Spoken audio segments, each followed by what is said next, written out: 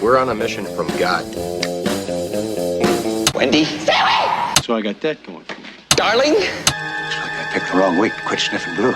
Light of my life. We enjoy your films. I am a human being. I thought they smelled bad on the outside.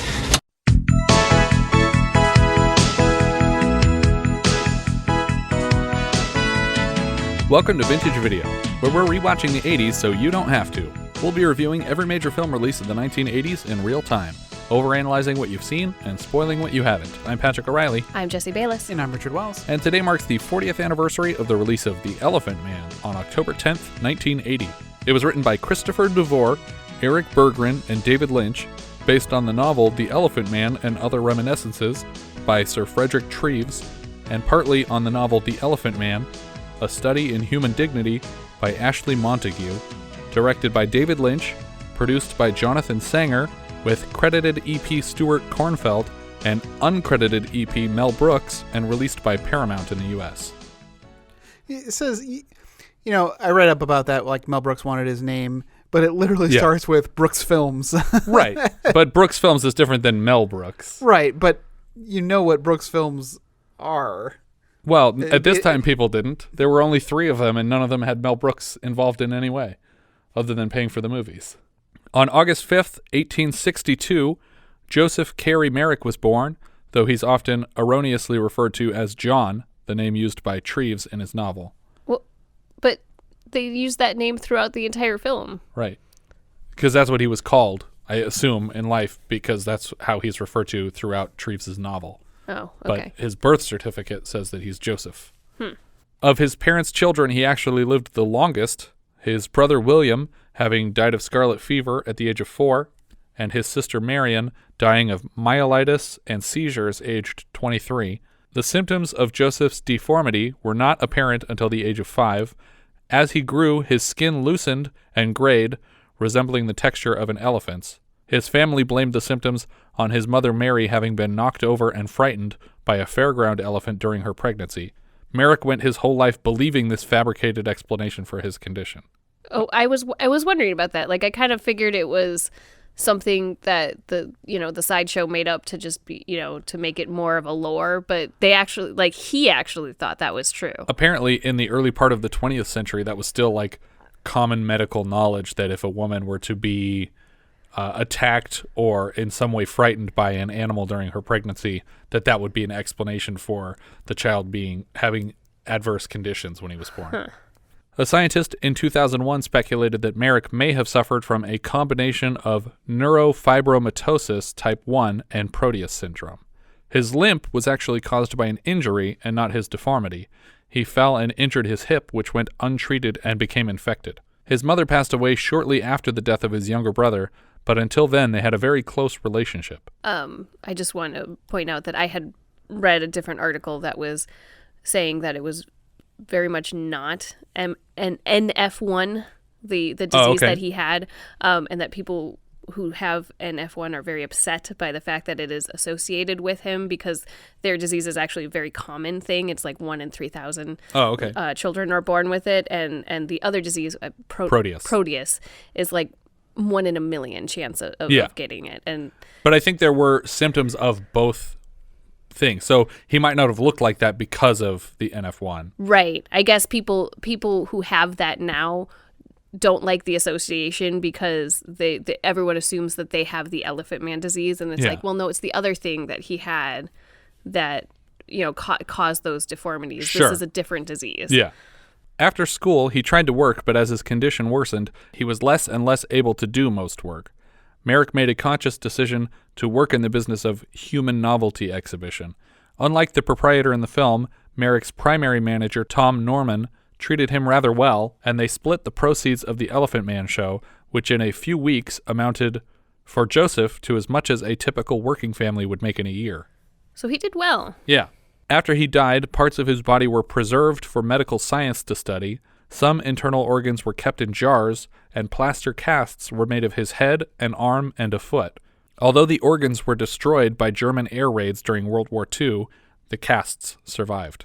Michael Jackson made multiple attempts to purchase Merrick's skeleton, which is still held by London Hospital Medical College. What, can you do that? I'm pretty sure you can't buy human remains. If you're Michael Jackson, maybe you can. I don't know. Either way, they said no, so Yeah, it didn't For happen. the best. Yeah. if you donate your body to science, I guess you could argue If the money's going to future science. Yeah. If they've learned all they can from your skeleton. I mean, Burke and Hare, those guys sold a lot of bodies, right? Well, I'm just saying, in the modern era, there are laws against selling remains, I think. Are there, or is it organs specifically? Maybe it's organs. I mean, I guess I like, remember could you sell a mummy? I saw a video the other day about people buying human teeth, but those just fall out on their own. Like, It didn't, when they were making, like, Poltergeist and Texas Chainsaw Massacre, they ordered a bunch of, like, bones from they did. Yeah. East Asia or something. Yes, because they were cheaper than the prop bones, and so they just bought Real full skeletons. I think it depends on what part of the world you're in and what kind of a billionaire you are. If you're a crazy billionaire, you get to have bones if you want them. But not the elephant But man's not bones. these ones. A stop-motion animated skeleton of the Elephant Man does make an appearance dancing alongside Mr. Jackson in his music video for Leave Me Alone, though. Oh. Have you ever seen that? No, that seems like bad taste. Yeah. So does buying a person's skeleton. Yes, it does. In 1970, screenwriters Christopher Devore and Eric Bergren were introduced to Ashley Montagu's novel and optioned it. Producer Jonathan Sanger optioned the script from Devore and Bergren after receiving it from his babysitter, who was Devore's girlfriend at the time. This is the third film produced under the Brooks Films label after Fatso and Loose Shoes. What? And holy shit, is this an improvement over those two? What? I don't believe it. Yeah. Oh my God. Those films are like the very, very bottom of my list. And spoiler alert, this one is not. Stuart Kornfeld was the producer of the inaugural film Fatso, which was written and directed by Mel Brooks' wife Anne Bancroft, who makes an appearance here. Brooks was convinced of Lynch's talent after a screening of Eraserhead on the Fox slot. Yeah, I was wondering about that because I was looking up his credits and I'm like, he had done a bunch of shorts, which I assume were probably, in school or shortly At after. AFI, probably. Yeah, and then Eraserhead, which was not a straightforward movie. Like this, It wasn't. It's on the Lynch scale of weird. Yeah. I don't know who would have. I guess it was Brooks that came to him and thought Yep. that you can make a straightforward movie, because I don't think I would have given him that chance. I would have been like, yeah, your stuff's a little out there. Yeah. I don't know if this is the right story for you. Right. But there's also elements of Eraserhead that are clear inspirations for stuff here. Oh yeah. I'm not saying that at all. I'm saying, I mean, there are moments in this film that go. They could be in the same universe for sure. Yes, for sure. But it is a straightforward narrative. It is not twisty or unusual in any way. Yeah. Mel Brooks hired Lynch, who was working at the time as a roofer, to direct the film and had his Amazing. own. Yeah. And he had his own name as the producer removed to ensure that it would be taken seriously. It was first offered to Terrence Malick, though, who turned it down. Wait. Terrence Malick.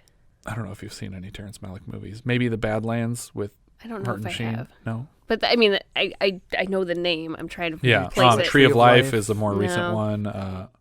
Here's an amusing little passage from Lynch on Lynch, a book of interviews with the director. Kornfeld recalled a meeting with Freddie Silverman of NBC at which Brooks was hoping to raise several $1 million in pre-sale monies for the project. Freddie said, "Who is this David Lynch?" And Mel said, "That just shows what a fucking idiot you are." Kornfeld laughs when he remembers what happened when Silverman asked to read the script. So Mel says, "What the fuck do you mean let you read it? Are you going to tell me that you know more about what makes a successful motion picture than I do?" I couldn't believe it. He wasn't going to give the guy anything. Brooks sustained this attitude right to the end, even when it came to Paramount Pictures, the film's distributor. Again, Kornfeld remembers the spark. When the film was finally shown to Paramount, Michael Eisner and Barry Diller were there. They said, "Gee, it's a great film, but we think you should get rid of the elephant at the beginning and the mother at the end." And Mel said, "We are involved in a business venture. We screened the film for you to bring you up to date as to the status of that venture. Do not misconstrue this as our soliciting the input of raging primitives." Then he slammed the phone down. Wow. Yeah. Wonderful. Because he was probably in a position to say, fuck you, I'll take this movie elsewhere. I don't Yeah. give a shit if you're going to do the deal. Because he was confident enough in the product. Elephant Man, the film, inspired Bradley Cooper to pursue acting, and he played Merrick in a recent stage play version in 2013 that did not employ the use of prosthetics. The whole point of it was that people were just acting as though he were different. The film was nominated for 8 Academy Awards and won none of them, although it could be argued that the film, and more specifically, makeup supervisor and designer Christopher Tucker, unofficially won the first Oscar for makeup. So there wasn't an Oscar for makeup? Correct. Okay, but this inspired them to give an Oscar for makeup because Yes. this deserved it. Yeah, for sure. Feeling that the makeup technicians deserved to be rewarded for this movie, a letter of protest was sent to the Academy's Board of Governors to ask them to change their minds and give the movie a special award. The Academy refused, but in response to the outcry, they decided a year later to reward makeup artists with their own annual category, which was won the following year by Rick Baker for his work on An American Werewolf in London.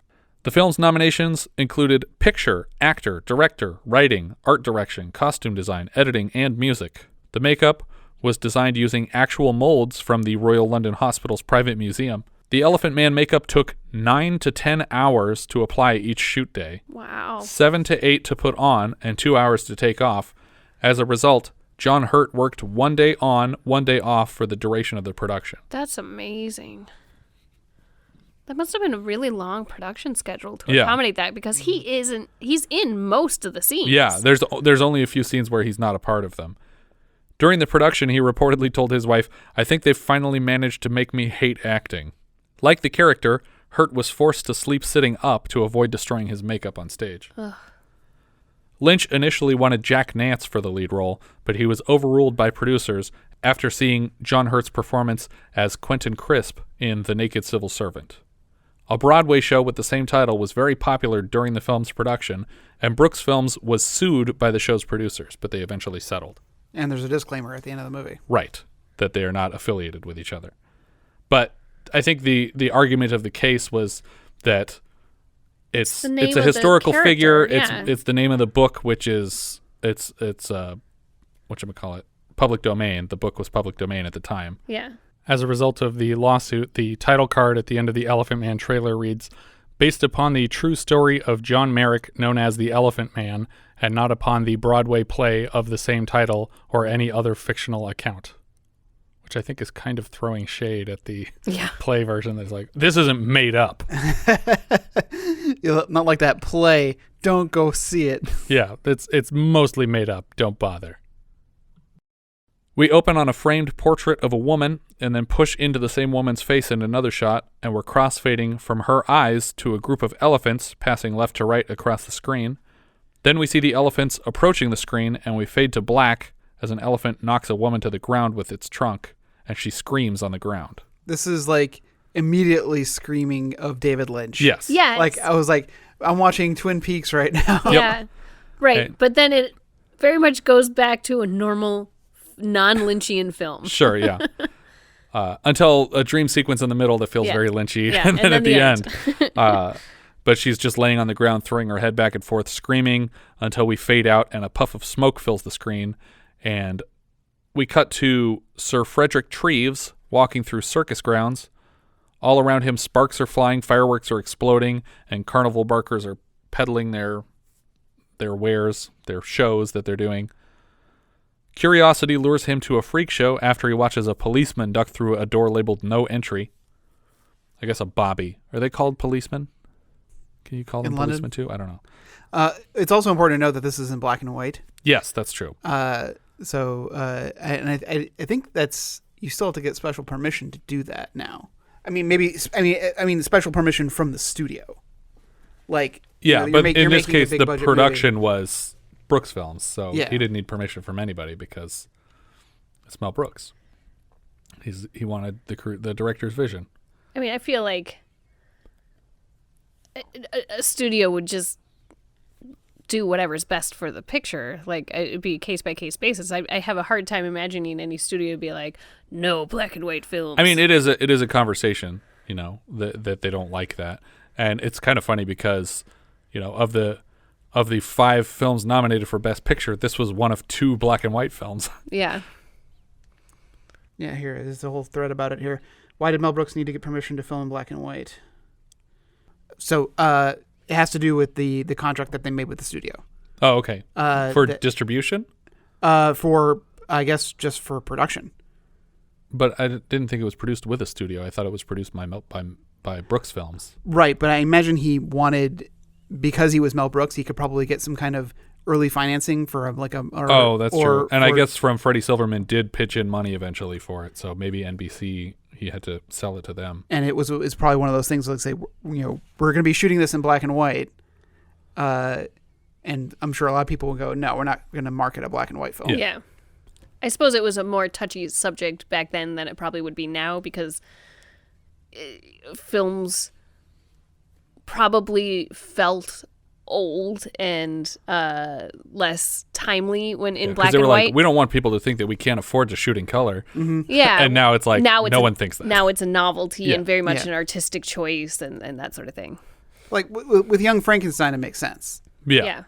And with this, because it's also very much in the style of like a film from the 30s or 40s in terms of like the set design and the stage work. But we've had plenty of films set in different eras predating color film that were in color. And they talked Airplane out of shooting black and white. That could have been another black and white movie this year. Following the Bobby, he passes a man blowing into a conch, a human fetus in a jar, and a bearded woman laughing hysterically. A well-to-do gentleman is trying to have this freak show condemned for the horror that is their Elephant Man exhibit. The man operating the freak show asks where else this man can make a living. How else will he live? Freaks are one thing, there's no objection to freaks, but this is entirely different. This is monstrous and should not be allowed. These officers will see to it that you're on your way as soon as possible. Good day. Sir Frederick Treves approaches the display but is ushered out by the police. The man who operates the show says, "On the move again," to the Elephant Man through his cage. We cut to later, where Dr. Treves is operating on a man who has just survived an industrial accident. Hopefully survived. I guess we don't really know see the outcome. But he's cauterizing like the hell out of him. And he says, "These machine accidents are happening more and more." Abominable things, these machines. You can't reason with them. And the guy is awake. Mm-hmm. He's like they're putting like an ether thing or something over his mouth to. But it's not enough. No. Oh. God. And they're literally tying him down and holding him tight to keep him from thrashing. Yeah. During the operation, there's a knock at the door, and a messenger boy enters to tell Treves he found what he's looking for. He didn't see it himself, but he knows where it is. Also, no one's wearing masks. And Treves even starts they're going to get the coronavirus. coughing like onto the body while he's trying to compose himself. Yeah. And I was like, oh my God. Yeah. He's just wiping his hand on his chest. Also, amazing lighting in all this with all the gas lights. Oh, it's so great. I love it. But man, those operating rooms must have been hot as hell. I'm sure. With just giant gas lights burning right above your head. And that was only even a thing for like a decade. Mm-hmm. That you, because you went from just using candle lights to having literally gas piped into every room of the house. So dangerous. And then replacing all those tubes with wiring when electricity came through. But it's easy. You just run the wires through the tubes. That's where we got conduit. I think it's great. This doesn't need to go in the podcast because it's gross.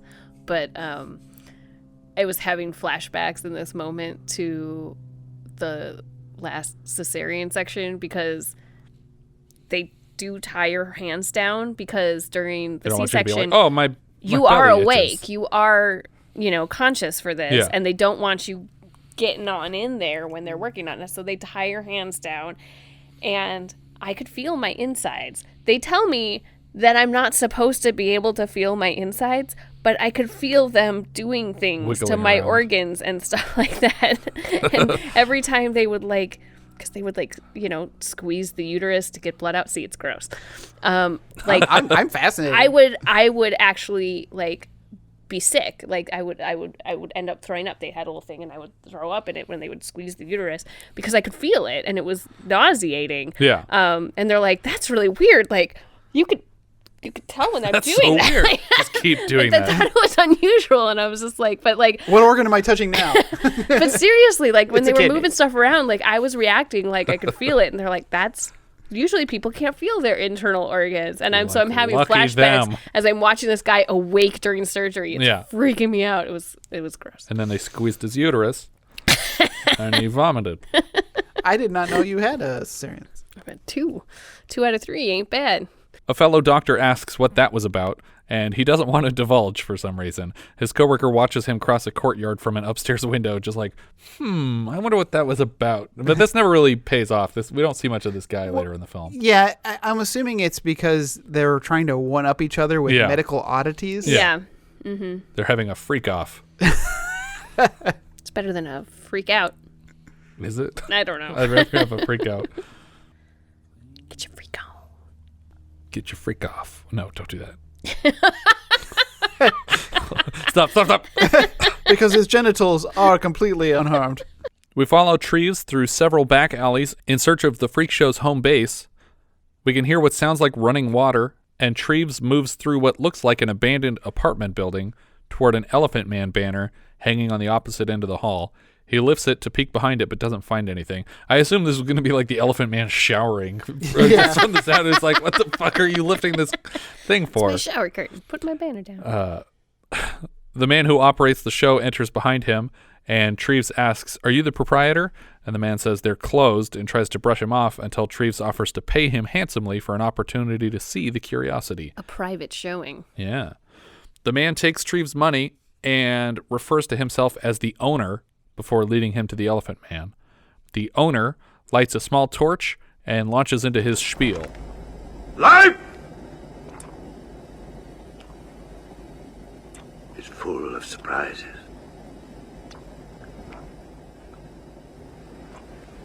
Consider the fate of this creature's poor mother.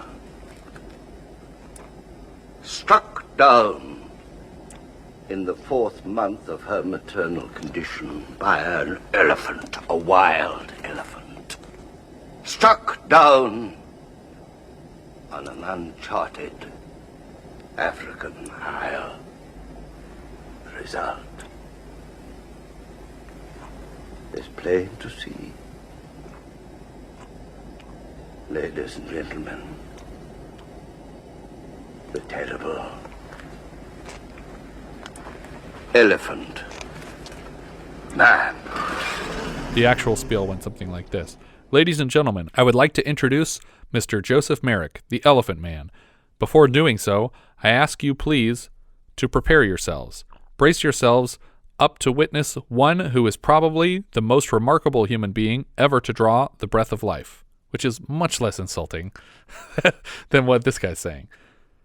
He goes on to mythologize that the Elephant Man's mother was struck down by an actual elephant on an uncharted African isle 4 months pregnant with him, and that this man is the result of that accident. Treves is fascinated and even moved to tears by the sight of Merrick, the Elephant Man. Though IMDb credits this teardrop to 2 different things. One trivia point said that he was thinking about his father who was very sick at the time, and another one said he stared into a bright light. So, whichever one you choose, you get to pick and choose your facts now. Welcome to 2020. His face is elongated, and his back is coated with lumpy masses and hair. Treves makes some kind of a deal with the proprietor to bring the Elephant Man to his offices tomorrow at 10 a.m.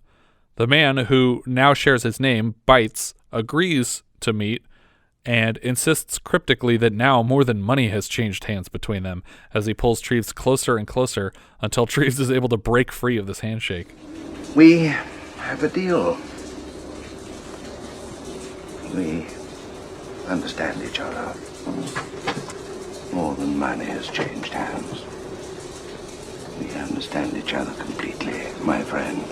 Yes, well, thank you, Mr. Bytes. The next morning, it's just very imagining creepy. one of those Trump handshakes where he just like drags you in towards himself. Just yanks him. Oh, it's like, because now they're not just dealing in money, they're dealing in flesh between each other. But it's like, did he think it was prostitution? Did he think that's literally what he was asking for the Elephant Man for? Really? I think it was more like that you plan to use him as I'm using him. But it's like, I wouldn't have thought that. I would have been like, he's a doctor. This is science. He intends to get knowledge from the guy. Like, I feel like this is early for that guy to have picked up, oh, you could profit off of this too. Like, it seems like the whole point of it is that I want to figure out how to treat this guy or diagnose what's wrong with him. I don't know if he was thinking about him profiting off of him so much as Richard said, it's you are using him for your own benefit. Yeah, I don't know that was clear yet, though. It was clear to Bytes. Yeah, maybe Bytes is just that good a judge of character. Well, I mean, why else would he ask, to pay him to bring him somewhere at a certain time? Because he wanted to study him and see if he could diagnose what was wrong and potentially help the guy. Maybe. Which is why I think it's weird that Bytes is so like, yeah, sure, take him. That's great. I'll send him over. And it's like, what if he never comes back? Yeah. You're not a very knowledgeable man. Like, you don't know that there isn't a cure out there, right? Yeah. But also, the moment he comes back later, he's pissed. Yeah. Well, I think he was gone for longer than they thought. The next morning, the Elephant Man, wearing a disguise of a hat with a hood draped over his face with eye holes cut out, is led through the lobby of the hospital. I think it's actually unusual. It's a single eye hole. Mm-hmm. But he has two what appear to be functioning eyes. Yeah, but why cut two hole when one do trick? Well, I would say so he could see better. Yeah, but this isn't built for comfort. This is just you can see where you're going. Now, I'm going to get mad at you if you trip on something. Now, I'm assuming that John Hurt is not in full makeup, but is wearing some kind of similarly shaped apparatus. Yes, I would for imagine. Most of this. I would imagine he has some sort of like pull-on type mask whenever it's not needed to be full prosthetic makeup. Yeah. The man accompanying him tells the woman at the front desk that they're here to see Mr. Treves. I guess he's not a doctor. He's just Mr. Treves. Well, but he is. He is a. That's. I mean, he's a surgeon, but nobody calls him Dr. Treves over the course of this whole movie. They all say Mr. Treves. And even the head of the hospital is referred to as Mr. Yeah. So maybe he's just very humble. Maybe they just don't refer to doctors as maybe doctor isn't a title at the moment. Yeah, because medical school didn't exist. Medical school was called hospital. Some in the hospital are already fascinated by his shape, and others are already disgusted by the smell. Treves takes Merrick back to his office and tells the front desk that he is not to be disturbed. It takes a few tries to communicate with Mr. Merrick to follow him. Treves introduces himself to Merrick as a surgeon here at the hospital. He tells Merrick that he would like to examine him and perhaps learn from his disfigurement. He asks Merrick a series of questions, and he doesn't seem to get an answer on any of them other than just heavy breathing.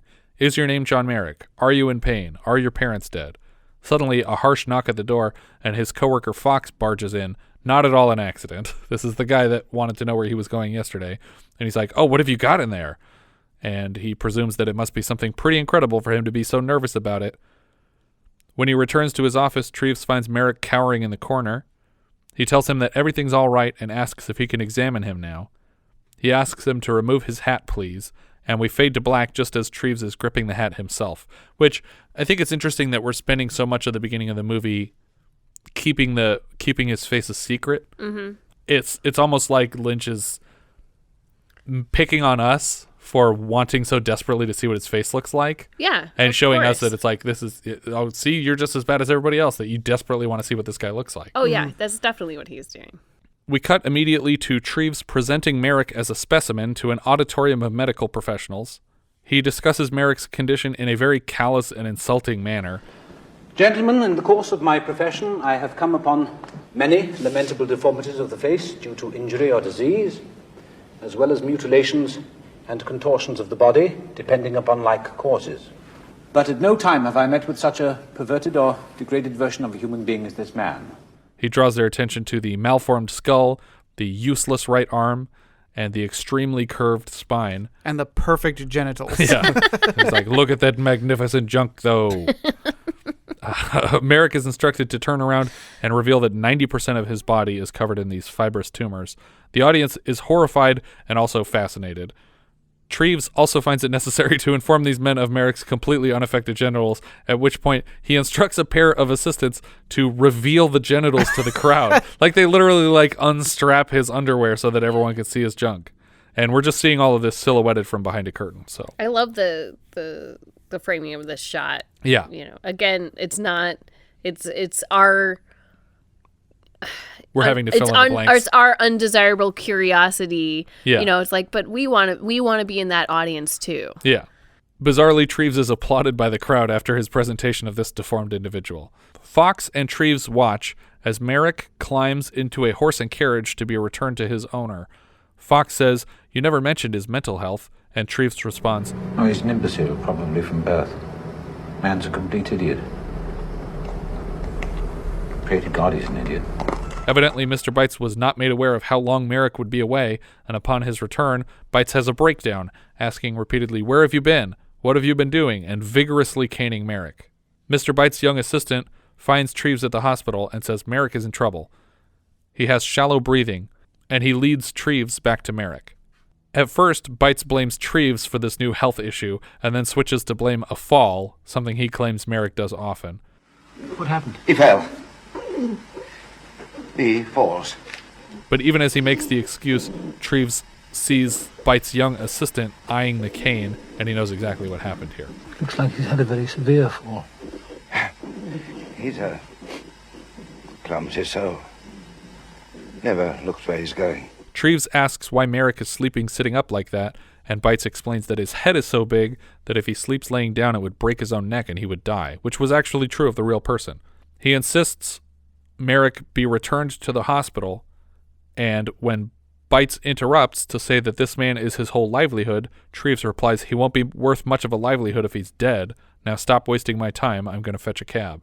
But I'm pretty sure that the Elephant Man's remains were paraded around for a while after his death, and maybe not completely worthless. As he tries to leave, Bytes grabs a hold of Treves and says, "There are a lot of things I could do for you." You see, I move in the proper circles for this type of thing. In fact, anything at all, if you take my meaning. Which I think just means that he's like all-you-can-eat freaks, basically. Like, I got the 411 on I wasn't deformed sure people. if he was offering additional, deformities, or if here again he was offering some sort of prostitution. Yeah, I don't know what he's saying. Back at the hospital, Treves escorts Merrick to an isolation chamber at the highest floor of the building. Gielgud, as, what is his name? Carr Gomm? Yeah, Carr Gomm. Very weird name, but that's the real guy's name. But that must be his last name. No, Carr is his first name, Gomm is his last name. Really? Because they always called him Mr. Carr Gomm. But, I guess that's, saying like Mr. John polite. Merrick or something like that. But it just seems unusual to not just at least use it's the always last name. separated. So I don't know. Well, yeah, it was definitely 2 words, but people have 2-word last names. I figured he also had an additional first name. Maybe. I'm just going to call him Mr. Carr Gomm or Mr. Gomm, probably, every once in a while. Or actually, I'm just going to call him Gielgud, because that's what I have in my notes. That's Gielgud? the actor. Oh, Yeah. That's the actor. You don't want to just call him like Gommy? Gommy? Good old Gommy. Gielgud sees Treves bring Merrick in, and when he comes back with breakfast for Merrick, Gielgud lures him into his office. Treves pretends for some reason that the oatmeal is for him until Gielgud literally just grabs it out of his hands and gives it to a nurse, and he says, "Take this to the man upstairs." Like, I saw what you did, and go ahead and bring this to the person. I like how no nonsense this guy is. Yeah. The nurse expresses some reservation, and Treves assures her that he won't hurt you. Gielgud calls Treves into his office for a chat. Gielgud asks why he's been so secretive with this patient and why he wasn't admitted properly. When Treves explains Merrick's incurable deformity, Gielgud reminds him that this hospital does not accept incurables, and Treves insists that an exception should be made for this rare deformity. That was an interesting idea to me that I had never really occurred to me that there was a time when there wasn't such a thing as, I guess, hospice or, at least making people comfortable. Well, I think it comes down to like a finite staff and beds, and it's like you want to help as many people as you can, and if you can't help this guy at all. Oh, I'm not. Yeah. I'm not saying that it's not logical. I'm just saying it hadn't really occurred to me that a hospital would say, "Where you are suffering, but I am going to turn you away because there's nothing I can do for you." Yeah. And he does mention that there is an incurable disease hospital, and Treves is like, "Oh well, I'll look into that." But in the meantime, can he stick around? Yeah. Yeah, basically, so Gielgud suggests transferring the patient to a number of other hospitals, and Treves says, maybe you should meet him. Like, you should come and see him in person. Maybe it'll change your mind. And suddenly they hear the nurse screaming upstairs.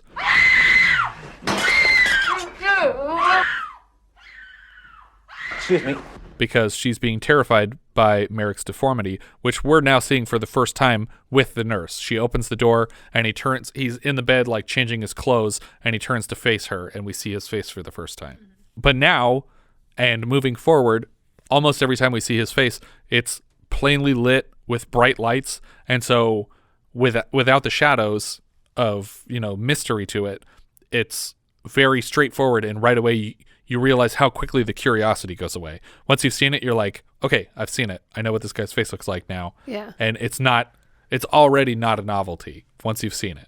But this nurse drops the oatmeal on the floor in her surprise, and we cut to Merrick sleeping that night, and he's startled awake by the chiming of the bell atop the hospital. Which I guess would go off every hour. Yeah. That would be really obnoxious. I think you'd get used to it pretty quick. I remember I moved Jeff into this house. He was moving like right when we got to Chico one time, and so we were helping him get into this new place, and it was 10 feet, 20 feet from the train tracks, and they go through all night, every night, and the first night we just didn't sleep at all, and by the third night we didn't even hear it anymore. Yeah, I mean, I know you get used to things like traffic or train sounds. I just, he's so close to the cathedral there, I feel like you would feel the vibrations of that bell ringing. Yeah. Well, the train shook us I guess, too. Yeah. Merrick looks at a small framed photo of his mother that he has in his room. Late at night, an Irish guy with a cigar walks straight up to Merrick's room, knowing full well that he's there. He offers Merrick a drink, and he tells him that they're going to be good friends.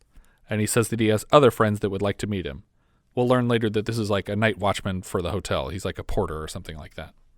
The next morning, two women who look like they could be lepers are fighting in the hospital entry hall. Treves delivers breakfast to Merrick's room, only to find him collapsed beside his bed.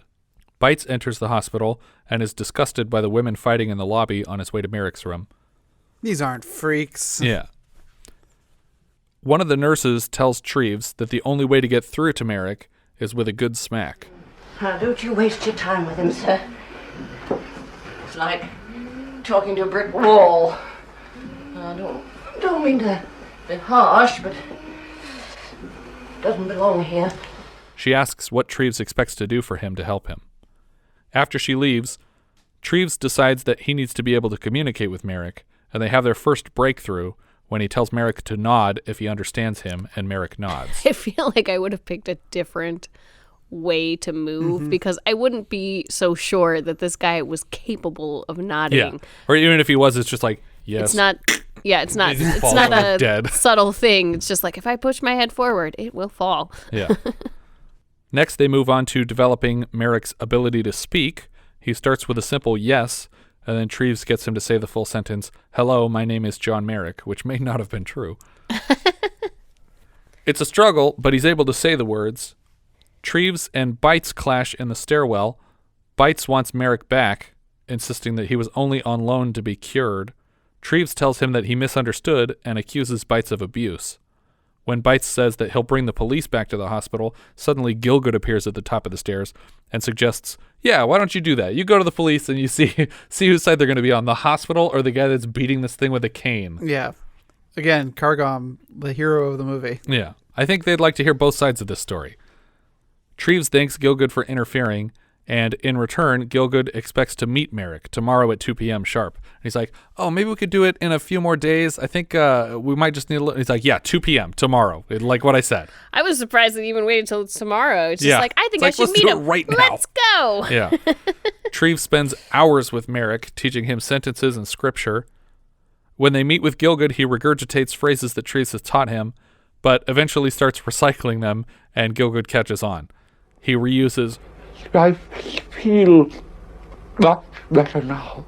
And everybody's been very kind. But his delivery of the very kind line is just heartbreaking. Like, it's just so sad because at the same time as he's kind of faking it to get through this conversation, he believes that too. Like, they have been kind to him. And so you can hear him like upset that he's lying, but also he's sad because they have been very kind and he wants to communicate that. Yeah. And so it's just really devastating, just the way he's saying it. As they leave the room, Merrick starts reciting Bible verses and Psalms, and Treves tells Gielgud, hold on, I didn't teach him that part. He's saying stuff that I didn't teach him. And for some reason, Gielgud believes him here. I know, which I was like, what? I'm admitting that I made him memorize a bunch of stuff, but this part, definitely I didn't do that part. Yeah. And so they both go back into the room with him, and he says, "Oh, how did you know that? That's the 23rd Psalm." And he says, "Oh, I used to read the Bible every day, and the 23rd Psalm is my favorite. It's very beautiful." So not only does he have like a whole bunch of the Bible memorized, but he can read apparently. So he's much more intelligent than Carr was giving him credit for. When Treves meets with Gielgud in his office, Gielgud asks if he can begin to imagine what Merrick's life has been like. And without missing a beat, Treves just says, "Oh, yeah, sure. I could picture that, no problem." Like, yep, I basically got it. He's got a thing on his face. Yeah. No. You big disgrace. Yeah. And Gielgud's like, "No, there's no way that you have any idea what he's been through." We cut to a fancy audience in a theater, and later to an actress reading the paper backstage. It's an article about Merrick, and it says that despite his deformity, his intellect is intact. She seems very moved by this story. I should very much like to meet this gentleman. The scary Irish guy who busted into Merrick's hospital room that night reads the same article to a crowd of drunks at a bar, and after he finishes it, the man basically offers to sell tickets to see Merrick in person. He seems to work for the hospital in some capacity, and he expects to soon have more access to the patient than he does now. The man busts into Merrick's room one night while making out with a floozy, and he turns her head to see Merrick in bed, and she screams before running out of the building. A pair of nurses are talking about the process of caring for Mr. Merrick. They will be in charge of him now. Their last warning is that under no circumstances are mirrors allowed in this room, which is a threat that we last heard in My Brilliant Career. Like, no more looking in mirrors. I have a plan. You never make me more than middling ugly. We'll see, but first of all, no more looking in mirrors. You're comparing. They were doing that. They were. She was like, "Oh, I'll never be more than middling ugly." Well, that may be true, but first of all, no more looking in mirrors. It's like, you're just going to depress yourself. Treves enters and is impressed by Merrick's new suit. He invites him home for tea with his wife. Mrs. Treves is concentrating very hard on being polite when she meets Merrick, and as soon as she shakes his hand, he breaks down in tears because he's never been treated so kindly by a beautiful woman, and she offers to get them tea. After tea, he thanks them again for inviting him into their home. He asks about the pictures on their mantel and compliments the photographs of their family members. He shares with them the small photo of his mother. And then he wishes that his mother could see him now with such nice friends. He says he's tried so hard to be good, and Mrs. Treves is just sobbing here. She feels so bad for this person that this mild kindness has never been shown to him by anyone.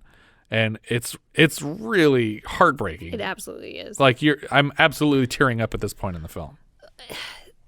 I loved this scene, but this is probably one of the bigger scenes in which this happens. But frequently I found in this film, when we started to get into the real heart and emotion of what this man is going through and like having him connect with people, we cut away. That's true. And it happens over and over and over again. And I'm like, why?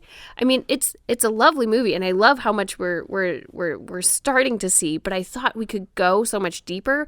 But it seems like an intentional choice to cut when we're finally starting to make connections between people. Honestly, the pacing, I feel like, is the part of it that makes it feel the oldest.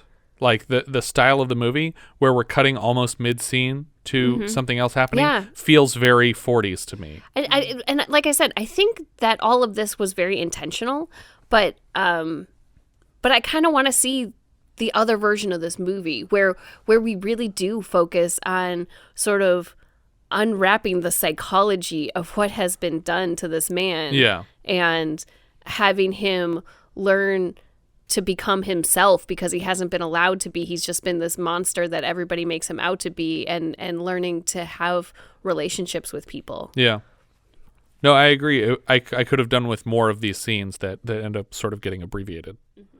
That night at the hospital, Merrick fishes some cardboard out of the garbage and begins constructing a miniature model of the church out his window, though he can only see the very top of it, and so he's having to guess at what the rest of the church looks like, which it seems like he's either just by nature an architect, or he must have seen this church in his regular life, because it's a really amazing model of a church if he's doing it all from the steeple. In the morning, his nurse is impressed with the accuracy of his model. He tells her that he wishes he could sleep like normal people and asks directly if there's any way to cure his deformity. Mr. Treves is quick to answer no. Later, Mr. Treves introduces the wealthy woman who read the article about Merrick backstage, and she's here with gifts and interested in meeting him. She gives him a framed photograph of herself, which he places in a position of honor next to his mother on the bedside table. I feel like it's a weird gift to bring for this situation. She does say, I don't just go giving pictures of myself to anyone, but yes, it is weird. I mean, she is an actress also, so even if it does come across a little egotistical, it also feels like, yeah, that's who she is, though, and she would think this is important to him. It turns out it is. Here's my headshot. Yeah, exactly. I've been told that I can play between 17 and 25. Yeah. I'm sorry, that is incorrect. Merrick asks her about the theater because he's never been, and she says he simply must. I was getting weird notes from her in this scene, and I kind of got them a little bit from Mrs. Treves earlier, where I was like, are they trying to imply that she's a little bit scared or disgusted by this person? And it turns out, in the case of Mrs. Treves, I feel like no, there's not even a hint of that. Yeah. That she just is sympathetic to his condition. But here, she keeps, every time she looks at him, and then suddenly she'll just turn her eyes away. And I thought that that was happening on purpose, that she kept averting her gaze when she was trying to look at him. But then by the end of the scene, she's clearly not. Yeah. Yeah, I think she does evolve over the course of the scene. Yeah, maybe that is what's happening. She tells him that the theater is romance, and this reminds her to give him the second gift, which is a book, Romeo and Juliet. I think it must be like a complete works of Shakespeare, because this is a thick book. Yes. And he opens it to the center, and Romeo and Juliet is a very short play. Right. After every few sentences between them, the actress turns away as if trying to maintain her composure, and he seems to notice when she's turning away from him, too. He reads a short passage from the play, and she follows with the next line, and they go back and forth for a bit until he gets to some stage direction. And then it says they kiss. And he turns the page because he's too shy, and the actress moves closer to him to read the lines, and she's reading them more and more intimately, and then gives him a quick kiss on the cheek. It's like, is this a kissing book? Yeah. She tells him that You're not an elephant man at all. Mm-hmm. No. You're Romeo. a gathering of nurses read in the paper about Mrs. Kendal, that's the actress's, visit to their patient, and at the end of the article they suggest that Mr. Merrick may expect visits from the rest of London's high society, as Mrs. Kendal is something of a trendsetter. We cut to a husband and wife having tea with Merrick, and the scene is played for laughs almost, but it's the two of them sitting there, and they've just gifted him this bejeweled walking stick, and he's very grateful, and he's like, oh, this is so much better than my other walking stick. I love it. And but the wife is very jittery and clearly just terrified by his condition. Yeah, I mean, this scene, just bothered me because this one, I think, is the most we see almost Treves turning him into that, trained monkey that is right. Look what this man can do for you. Yeah. But he refreshes each of their teas, and he's very forward with them, and it seems like he's trying to teach them so that they can appreciate his condition better. He admits that people are often scared by what they don't understand, and it is hard to understand even for him because his mother was so beautiful. And we see another extreme close-up of the eyes from her portrait as we cut away from this scene. On his way to see Mr. Merrick, Treves is stopped by the head nurse, Mothershead, and she asks what purpose is being served by all these high society visitors. She points out that several don't even bother to hide their disgust, and they're just here to impress their friends. And Treves insists that it's good for him.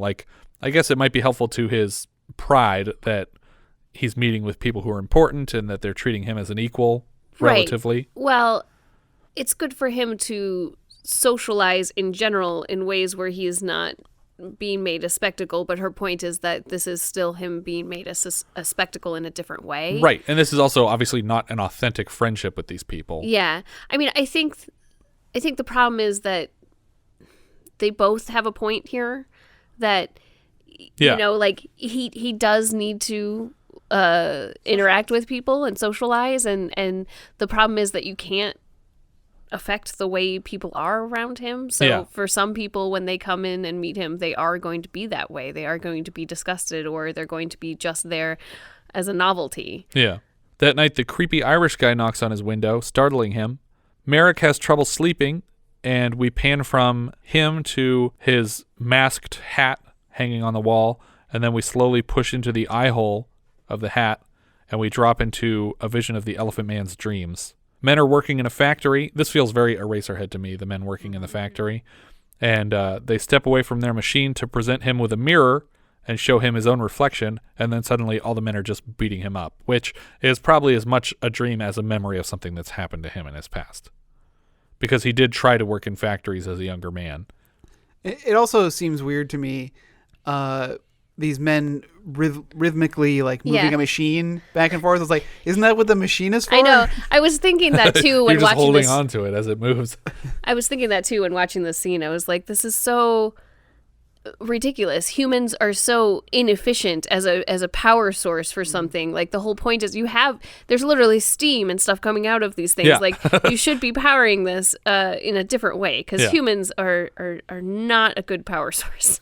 Tell that to the Matrix robots. It reminded me of Fritz Lang's Metropolis. Yeah. Where the guy takes over for this guy's position. Where he's literally just placing the clock hands. Turning just it, moving the clock's hands back and forth. Whenever the light's up, he's got to move it to that light. Yeah. We cut to clouds and a stormy sky. Mrs. Treves finds Mr. Treves sitting in a chair wide awake in the middle of the night, and she asks him what's the matter, and he's starting to realize, based on what Mothershead has said to him, that he might not be any better than Mr. Bytes because he's still putting Merrick on a show and benefiting from it. His wife reminds him that Merrick appreciates what he's doing. At least he's not a victim now, or at least not a victim of physical abuse. Mr. Treves wants to know if he's a good man or a bad man, and we cut away. That's the end of that scene. We never know. We never find out. Spoiler alert, he's a piece of shit. The next day, during a meeting with the board, a Mr. Broadneck complains vehemently about Merrick's presence at the hospital. He condemns the freak hunting of young doctors looking to make names for themselves and demands Merrick's room be vacated for the purposes of curing someone more deserving, not for the caretaking of circus animals. Just as they're about to take a vote, Alexandra, Princess of Wales, enters the room. What? So this would be the sister of the queen or the sister-in-law of the queen? I thought it was the niece of the queen. Could be the niece. I don't know. Niece of the queen. Niece of the queen. Doesn't she refer to the queen as her aunt? I don't know. I think so. Niece of the queen. It's fun. Alexandra says that she's taken a great interest in Mr. Merrick's fate, as has the queen. She reads a message from the queen. To the Governing Committee, London Hospital. I would very much like to commend you for the charitable face you have shown Mr. John Merrick, the Elephant Man. It is laudable that you have provided one of England's most unfortunate sons with a safe and tranquil harbour, a home. For this immeasurable kindness, as well as the many other acts of mercy on behalf of the poor, of which Mr. Carr Gomm has kept me informed, I gratefully thank you. Signed, Victoria. Alexandra says she is sure she can count on this committee to do the Christian thing when it comes to the vote. I believe she says Christian. Christian, sorry. The committee votes unanimously to accept Merrick as a permanent patient of the hospital on the condition that he pay for himself, essentially by bringing in enough money from interested parties that he covers his own bill. Luckily, this is before American healthcare. Right. It's like, so it's $30,000 a day. Well, this is not in America, right? That's true. It's in London. So they have socialized medicine. They have socialized medicine. They're fine. This guy'd be fine. He'd still be alive. What? That doesn't make sense. Gielgud, Mr. Treves, and the head nurse all head to Merrick's room to inform him of the committee's decision. It feels weird, though, that they leave out the Queen's specific interest in his situation, which I feel like would have cheered him up a great deal, to know that the actual Queen of the United Kingdom was like, hey, you leave him alone. Mr. Treves also presents... Oh, sorry, go ahead. I'm going to call her the daughter-in-law. Daughter-in-law. Can okay. we? Is that how royalty works? I mean, sure. She married the heir apparent, Albert Edward, So that would be, I believe, the son of Victoria. Mr. Treves also presents him with the gift of a dressing case. Later, we see Merrick has the contents of the dressing case spread all across the table in his room. We go back to that same bar, and the scary Irishman is collecting money from more people who want to see the Elephant Man. On his way out of the bar, he's confronted by Mr. Bytes, who wants to see Merrick himself. The Irish guy tells him if the price is right, he's welcome to join them. And then after he pays him, we see the Irishman lead a group of like 20 people through the back alley to this hospital. It's also weird that his room opens onto the alley. Yeah. Mm-hmm. Yeah. And that it wouldn't be like a locked door. Yeah, hospitals were different. Merrick is in his room wearing his nice suit and trying out his new combs and colognes when the Irishman suddenly busts in and he pushes Merrick up against the window for the inquiring faces of the crowd to see. Mr. Bytes suggests they all get a closer look and they start filing into the room themselves. There's also some guy who's just violently kissing these two women. Yeah, and he seems to be getting off on seeing the Elephant Man while he does it. Mm-hmm. Or he thinks they're going to for some reason. But yeah, he's got an arm over two different prostitutes or just women that he met at the bar, and for some reason decides to make out with them while they're shrinking in disgust at the deformed man. The same awful guy tries to force his dates to kiss John Merrick against Merrick's will. The woman is screaming now as their faces are smashed against each other's. Merrick is thrown on his bed, and the women are just piled on top of him laughing and drunk. More drunkards rush in to pour drinks into his mouth and down his suit. Merrick collapses on the floor, where more drinks are poured into his open mouth. The Irishman finds a mirror and makes a joke of waving it in Merrick's face, and he begins screaming at his own reflection. As the crowd lift him to carry him around the room, outside, someone notices the crowd in Merrick's room and looks very upset about it. The Irishman forces everyone out, but stays behind with Merrick. He sits him up so that he doesn't break his neck laying down, and gives him a small portion of his earnings for the night. After the Irishman leaves, Mr. Bytes reappears from the other room where he was hiding, and he approaches Merrick with his cane, and Merrick is just frozen, terrified. He can't move. In the morning, Merrick is gone from his room, and the man who saw the crowd from outside the window tells Mr. Treves what happened. So Mr. Treves goes to find the night watchman or the night porter or whatever they call this guy. It looks like he works in the boiler room or something. And he asks where John Merrick is gone. The guy claims not to know anyone named Mr. Bytes, and he also says he doesn't know where Merrick went. They fight for a bit until Mothershead, the nurse, comes in and knocks the guy unconscious with a box of something. He does admit to having been in there and saying he was just having a bit of fun and he was making money off of him. So he admits to everything that he had done wrong. Right. I mean, he lies in so much as saying that like he was fine and it was just a bit of fun. But you know, like he fully admits the things that he did do.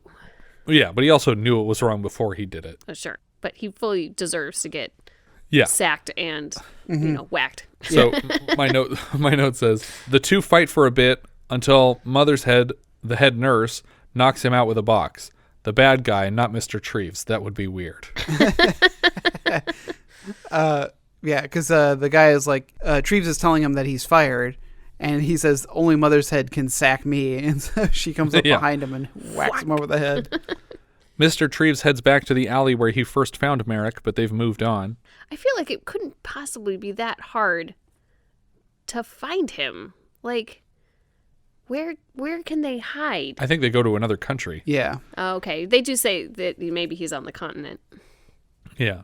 We hear Gielgud tell him that leaving the hospital is not an option as his patients need him. We cut away to a freak show in France where Mr. Bytes is leading the same presentation he was at the start of the film. Mr. Bytes makes him stand on a pedestal for the show until he collapses to the floor, and then Mr. Bytes just jabs him really hard a couple of times with his cane to urge him to stand, but it's no use. The crowd is disgusted by Mr. Bytes and spit at him. Later, we see Mr. Bytes drunk at a campfire, shouting to himself that Merrick is only infirmed to spite him. So when the crowd is jeering and, spitting at him, I wasn't super clear that it was because they were disgusted at what Bytes was doing or if they were upset that they didn't get the show they paid for. I don't know. I think it's, to me, at this point, the Elephant Man had become a bit of a minor celebrity. And to see him being, like, and mistreated, I think mistreated and people, imbued him with more of a sense of humanity. And it's just to see like this poor helpless person, not even just like a deformed person, but just like this poor guy is now just being beaten at the hand of this person. Yeah. Who is the real creature here? And that's a big part of it. Is every time like we're trying to decide like who the real monsters are, and it's everybody around this guy. Yeah. His child assistant tells him that Merrick is legitimately sick, and Bytes says, "Let him die then. And don't you think I'll bury him when he does?" And then an idea strikes that the Elephant Man is still worth something even in death. And I was really worried he was just going to kill him right here. He drags Merrick out of the trailer, and he puts him in a cage with a bunch of monkeys. Bytes throws all of Merrick's things on the ground, and the child collects them in the night. Merrick wakes up to a group of dwarves, bearded women, giants, and Siamese twins offering to release him and get him away from Mr. Bytes. They escort him to safety, and we see him board a ship to London wearing his hat and hooded mask combo. Almost as soon as Merrick gets to London, he's being followed by crowds of children asking why his head is so big, and following him persistently re-asking the question. He's chased through a train station by children and accidentally knocks over a young girl in his efforts to escape. Thankfully not onto the tracks or something terrible. I know. I was worried about that when that happened. Like I was having like this moment of like Frankenstein's monster meeting the little girl. I was like, oh God, don't accidentally kill a girl. Yeah. A crowd surrounds him very quickly, thinking that he's done something wrong and that's why he's being chased. And then they forcibly remove his mask once they get him cornered in a room. And then as soon as they get the mask off, they all make a path for him because they're terrified at what they see. He's backed up against a wall and he starts shouting to them, I am not an elephant! I am not an animal! I am a human being!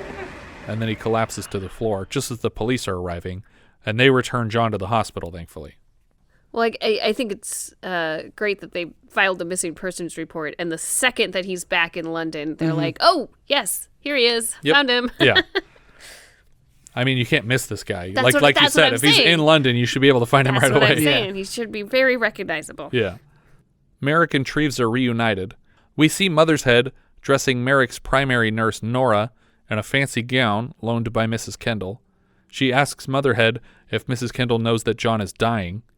Next, we see Mr. Treves dressing Merrick in a full tuxedo. It appears he's on his way to the theater. Treves apologizes again for what happened, and Merrick tells him not to be sorry because he's happy every hour of the day to know that he's loved. Merrick's in a balcony booth with the Princess of Wales, Mothershead, Nora, Treves, and maybe Treves' wife, although I can't tell who else is in this booth. The play begins, and just Merrick's luck, it's Andrew Lloyd Webber's Cats. I was wondering what the hell this was. I don't know what this is. It's a very weird looking play. But the first thing we see is like, it looks like a Sid and Marty Krofft style cat wander out onto the stage. Despite the play's apparent shittiness, people applaud when it ends. Mrs. Kendal takes the stage when the curtains close to dedicate tonight's performance to her very good friend, Mr. John Merrick. Mr. Treves tells Merrick to stand because they would like to see him, and I was worried this was going to trigger flashbacks to like the French Freak Show where he's like, stand up for everyone. The audience in the theater gives him a standing ovation. Back in Merrick's home, I mean, it's still mirroring the fact that he is a spectacle in a show, even in this fancy situation. Yeah. And I think it's not a coincidence that he was making him stand in both cases, that the point was supposed to be, this is the fancy version of what you saw earlier, but at least no one's shoving him to the ground and jabbing him with a stick anymore. Yeah, that's true. I wish that had been an actual, like it had been Romeo and Juliet or something that he had seen that was perhaps romantic in nature, because I feel like this didn't do it the looks really justice. Corny. Yeah. It looks like she gave him tickets to like a shitty weekend show for kids because it looks really corny. I mean, well, he doesn't know, he's never been. Yeah, I guess it's magical to him. But isn't that the problem, is that they're just like, oh, you're an idiot, you'll watch anything. Like, well, but you can't show him like the greatest, like a huge amazing production, because then everything he sees after that is going to be garbage. Like he's going to go to the theater a bunch after this? Maybe. He's dying. Well, he could have another chance. We don't know. Maybe not. I'm sure we can find at least 2 good shows.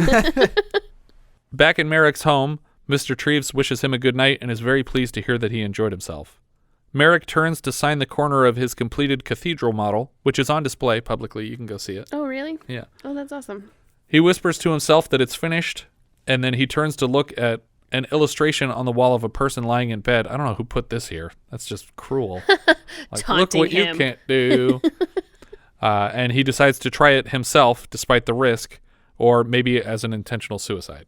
We cut to a close-up of Merrick sleeping in bed and pan across the portrait of Mrs. Kendal, his mother, and the model of the cathedral, on our way to the window to his room. And we crossfade to stars floating very quickly through space, and the voiceover says, Never, oh never, nothing will die. The stream flows, the wind blows, the cloud fades, the heart beats.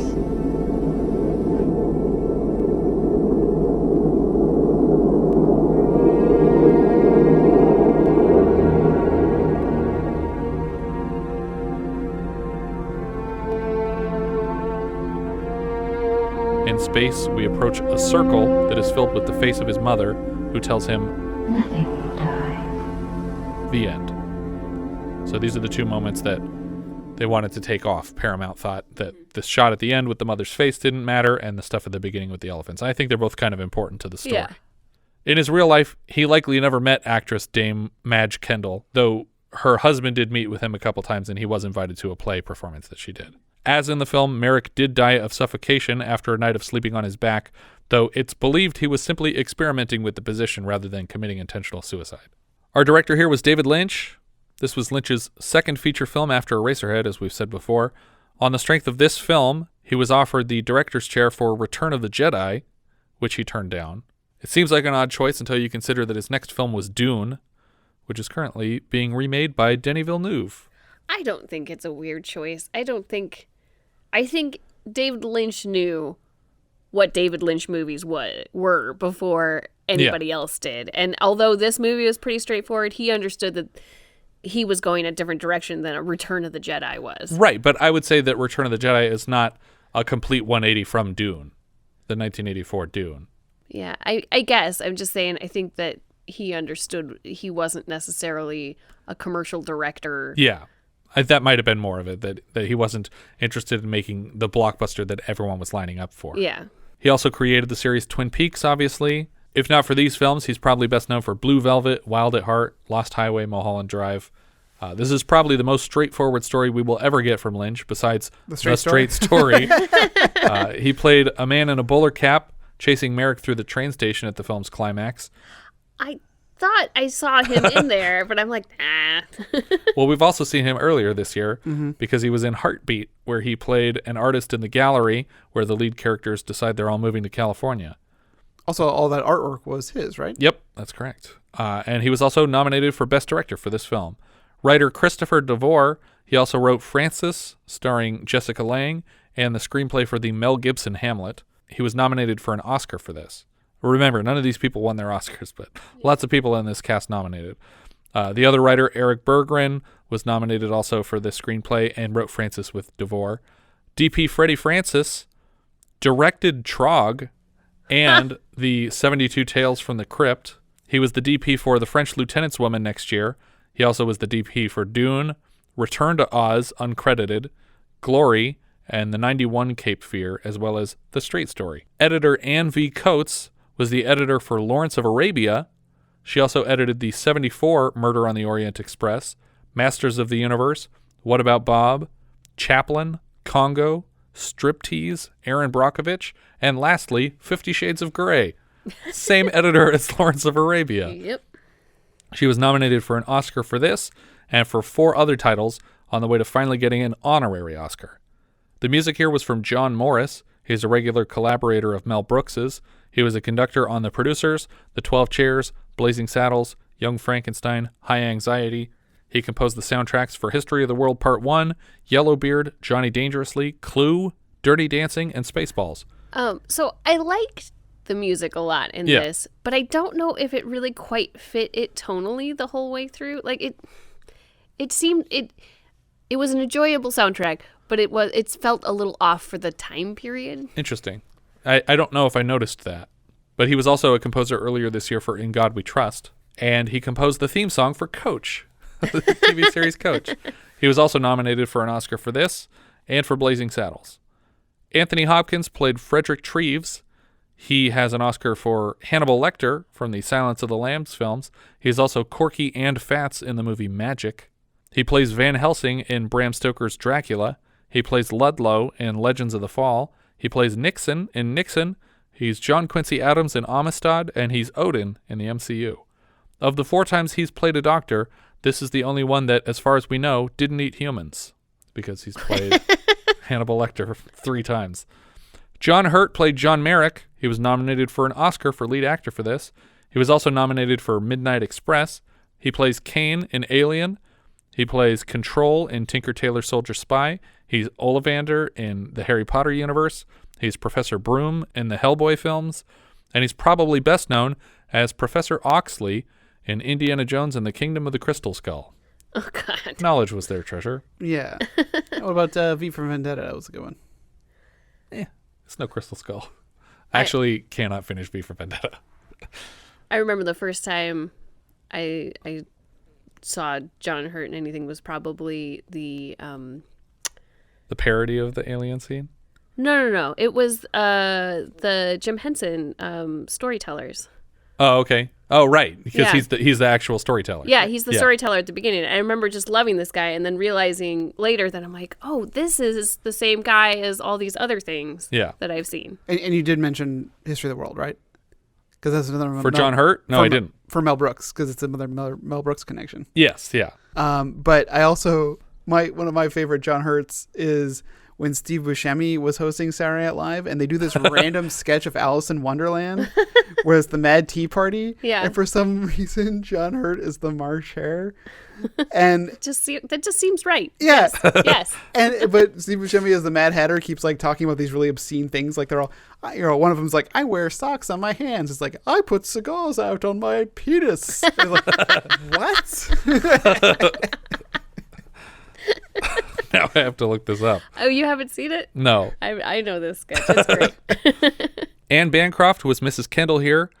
She obviously wrote, directed, and starred in Fatso for Brooks Films earlier this year. She won an Oscar for playing Annie Sullivan in The Miracle Worker. She was also nominated for Best Actress in a Lead Role for Pumpkin Eater, The Turning Point, Agnes of God, and her most celebrated role as Mrs. Robinson in Mike Nichols' The Graduate. Gielgud was not a fan of her performance. Gielgud thought Bancroft to be quite beautiful but quite unsuited for the role. Mrs. Kendal would be turning somersaults in her grave. Gielgud was in a unique position to make this claim, having worked with the actual Kendal as a young man on stage. Huh. John Gielgud was Carr Gomm. He plays Hobson in Arthur. He's Beddoes in Murder on the Orient Express. He's Lord Irwin in Gandhi. In 98, he appeared as King Constant in the Merlin miniseries, and also the same year as Merlin in The Quest for Camelot. I love the Merlin miniseries. It's good stuff. I have a strange fond spot in my heart for that one. It's just a Sam Neill-shaped hole. Yeah, you know. I always just feel bad for was it Miranda Richardson having to do that voice throughout the whole thing. I love it though. I know you don't. I love that. Oh God, that voice. Sounds like Motel Hell to me. We had him earlier this year as Nerva in Caligula, and he'll be back as Dr. Isou in The Formula later this year. And next year, we'll see a lot of him in Arthur, Chariots of Fire, Lion of the Winter, and Sphinx. Ooh, John Gielgud is in Sphinx. Yeah. Wendy Hiller played Mothershead. She also appeared with Gielgud in Murder on the Orient Express. She won an Oscar for supporting actress for Separate Tables in 58, and she was previously nominated for the lead role in Pygmalion in 38, and a supporting role in 67's A Man for All Seasons. Freddie Jones played Bytes. He'll be back for Lynch's next film, Dune, as Thufir Hawat. He plays Ynir. Ynir, the old one. Ynir in Krull. Dr. Joseph Wanless in Firestarter, and Mr. Coriander in Neverending Story 3, taking over for the other guy that played Mr. Coriander earlier. Was a third one? Yeah, that's the one with Jack Black. Yeah. I also, because I was recently watching the Jim Caviezel Count of Monte Cristo. Oh, okay. And I was watching. I was like, that old man is Freddie Jones. He also played Sandy Thomas for 632 episodes of a soap opera called Emmerdale, and he's the father of actor Toby Jones, who played Truman Capote in Infamous and Arnim Zola in the MCU. Michael Elphick played the Night Porter. He's Pasha in Gorky Park, and he plays Jake in Withnail and I. Dexter Fletcher plays Bytes Boy. That's the kid who is working with the proprietor of the freak show. Also plays a kid in The Long Good Friday. He plays Cody in Layer Cake and Cody in Kick-Ass. He's the voice of Gargoyle Reggie in Sherlock Gnomes. And lately, he's made quite a name for himself behind the camera, directing Eddie the Eagle, Rocket Man, and he's currently in pre-production on the third Sherlock Holmes film. Yeah. He's directing that. He looks like Sherlock Holmes in his IMDb picture right now. Claire Davenport played Fat Lady. She also plays Fat Dancer in Return of the Jedi. Frederick Treves played Alderman. If the name sounds familiar, it's because Anthony Hopkins is playing his great uncle in this film. William Morgan Shepherd was the man in the pub. He is an old man in the pub who once asks, hey, well, let's go right now. And he goes, well, no. The first customer that he potentially and then later he's like really drunk and the guy like pushes him down into his seat. Yeah. But yeah, that's Dr. Zito. Yes, he's a Klingon commander in Star Trek VI on Discovered Country. He's Merrick in The Prestige. He's Captain Witwicky, ancestor of Shia LaBeouf in the first Transformers film, and he's Dr. Zito in a couple episodes of MacGyver. Real great episodes. He's a crazy serial killer, but he's a genius and potentially a Nazi. Kathleen Byron played Lady Waddington. She's old Mrs. Ryan in Saving Private Ryan, the one who lost all those kids. She's also Sister Ruth in Black Narcissus and Mrs. Goddard in Emma. Kenny Baker played the plumed dwarf. We had him earlier this year as R2-D2 in Empire Strikes Back, and also most R2-D2 appearances. He's also Fidget in Time Bandits, and we'll see him again later this year as a dwarf in Flash Gordon. Stuart Craig was the set decorator for the film. He has 3 Oscars, one for Gandhi in 83, one for Dangerous Liaisons in 89, and one for The English Patient in 1997, but he's been nominated a bunch of times. He worked on, it looks like, all the Harry Potter movies and the Fantastic Beasts follow-ups. He worked on the 98 Avengers, which doesn't have any of your favorite superheroes in it. Well, he was also the production designer on Saturn III. Oh, was he really? Okay, that's great. And he also worked on Chaplin and Greystoke.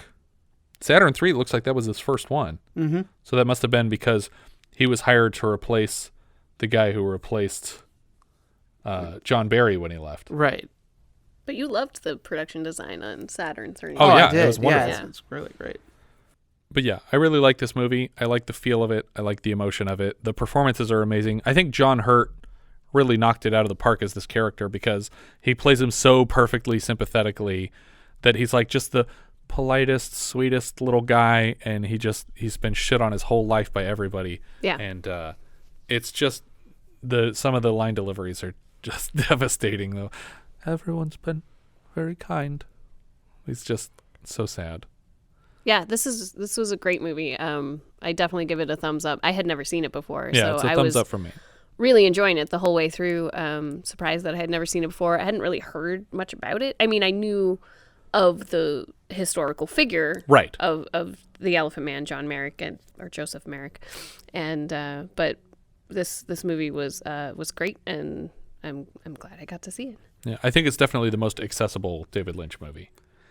I mean, I would argue about The Straight Story, but The Straight Story is... I think The Straight Story is a harder sell on a regular person. Like, what's it about? Oh, this old guy drives a tractor. What else happens? He meets people? Yeah. But this one, it's like, oh, yeah, it's the life story of this guy with this tragic birth defect, but that it's a very straightforward story. I also had never seen this before. Yeah. I was familiar with it as well, mostly from David Lynch's filmography. Right. Just like, oh, he directed The Elephant Man. But just one of those things I never got around to. even though, again, also knowing that it was produced by Mel Brooks. Right. And that it was nominated for Best Picture. Like, all these things about it just never got there. Yeah. So I was very glad to have watched it. Definitely a thumbs up from me. It's heartbreaking and tragic and a little weird with the Lynchian stuff. But I also don't feel like he overplays his hand. No, not at all. He gets his little stuff in there, and Mel Brooks obviously was fine with it being in there. Yeah. Well, Letterboxd, Richard, what are you thinking? I have this very high. I'm gonna put it at number 17. Okay. Which is just below Breaker Morant, just above Caddyshack. I feel like that's weird. No, that makes sense. They're basically three of the same movie. Yeah. I was much more into Breaker Morant than I was into this, but I respect this movie a little more than I respect Caddyshack. Yeah, but I really enjoy Caddyshack. I know it seems weird to put this right up against a comedy, but it is in front of it. So yeah. Mm-hmm. All right, Jess, what do you think in Letterboxd? I also have it very high. I have it at number 2. All right. So, yeah, I loved this movie. It was great. I mean, I don't think I would change a thing aside from maybe, letting those emotional scenes play out a little bit longer. Yeah, but give them some breathing room. It's it's not that the movie needed to be longer. I liked those scenes. I wanted more of it. Yeah. But aside from that, I can't fault this movie. The acting was amazing. The cinematography was beautiful. The script was great. The makeup was astonishing. Like, this movie was fantastic. Yep. What did it muscle out? This unknown film called The Empire Strikes Back. So it's The Shining is number 1 still on my list. So this is number 2 and just above Empire. But I feel a little bit sad because it has pushed the 9th Configuration out of my top 5. Yeah. I am also sad about my top 5 because I'm pushing The Island out of it, which I love. But The Elephant Man gets 3rd place for me. Everything you said, I love everything about the film. I think it looks great. I think the performances are phenomenal, and the script is great, and everything's really wonderful about it. I'm glad that this came together because, just based on the information in the pitch, like, this wouldn't have been made by a lot of people. I cannot believe that.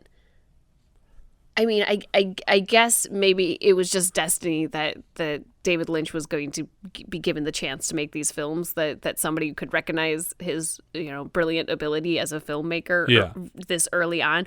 It just, if you had shown this to me and said, where was this in this filmmaker's career, I would have put it well into somebody's career. I'm like, this is a film that is without flaw and is hard to believe that it could be made right off the bat. Yeah, I feel like we haven't actually talked enough about the actual makeup job. Christopher Tucker was the makeup artist here, and this work is phenomenal. There was never a moment where I was, like, able to see serious, like, seams in the makeup. Yeah. Like, even The Hobbit, the makeup looked, like, fake. Well, that's just because that whole movie looked fake. Yeah, they shot it in 60 frames per second. But the modern makeup in that movie didn't look as good as this, 40-year-old makeup. But I also feel flawless. Like it's really important to the execution that this be a believable, like, facial apparatus. Mm-hmm. That this all needs to sell 100%. And the way that he talks even looks like this is how you would talk with this growth. Yeah. It's just really phenomenal work. And in every shot, it's perfectly lit everywhere. So there's no part of it that you can't see. There's no, like you said, the seams are invisible, but it's not because they're hiding them strategically. There just aren't seams, which is why it took 9 hours to put on every day. Yeah. But it really looks great. And it's pretty authentic to what the guy looked like. But I think that's everything for this one. If you guys have any thoughts you'd like to share with us, we are Vintage Video Pod on Twitter, Facebook, Instagram, and Letterboxd, where, as I said before, you can find each of our full movie rankings for the year. We can also be found at vintagevideopodcast.com. Please consider rating us on iTunes to help people find the show, and if you take the time to leave us a review, we will thank you personally in an upcoming episode. If you're feeling especially generous, you can also support the show through patreon.com/vintagevideopodcast. Thank you so much for listening, and I hope you'll join us next time when we'll be discussing Private Benjamin, which IMDb describes like so. A sheltered young high society woman joins the United States Army on a whim and finds herself in a more difficult situation than she ever expected. We leave you now with the trailer for Private Benjamin. I was a skinny, frightened lad, no more than 17. The sorriest excuse for a man that you have ever seen. But now I am a Thornbird and as proud as I can be. Colonel Thornbush made a man out. This ring is a symbol that you are my husband. This ring is a symbol that you are my husband. I want to give you two a little something from Mother and me, just to bring you a little extra happiness. This is Judy Benjamin.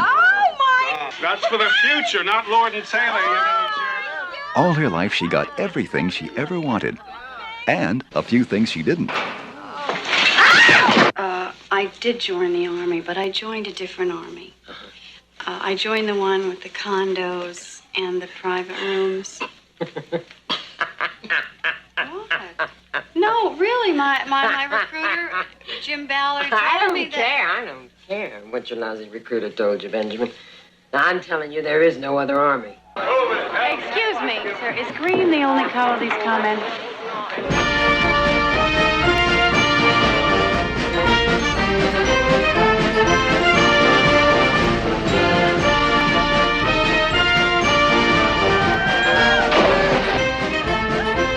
Come on, move it, Benjamin. I don't want to see you stop running unless you collapse, faint, or puke. Has anybody ever died from basic? Personally, I think you've gone temporarily insane. That's what we told everyone. We said that you'd had a collapse and you were in a mental home. People think I'm in a mental home? I want to wear my sandals and I want to go out to lunch. I want to be normal again. I just can't believe that you were in this army. Well, if I knew you better, I'd show you my dog tags. How much better? Glory, glory, I'll be falling through the sky. Glory, glory, I am not afraid to die. Glory, glory, I'm as proud as I can be. Colonel Thornbush made a man out of me. Glory, glory, I'll Goldie Hawn is Private Benjamin. Glory, glory, I am not afraid to die. Glory, glory, I'm as proud as I can be. Colonel Thornbush made a man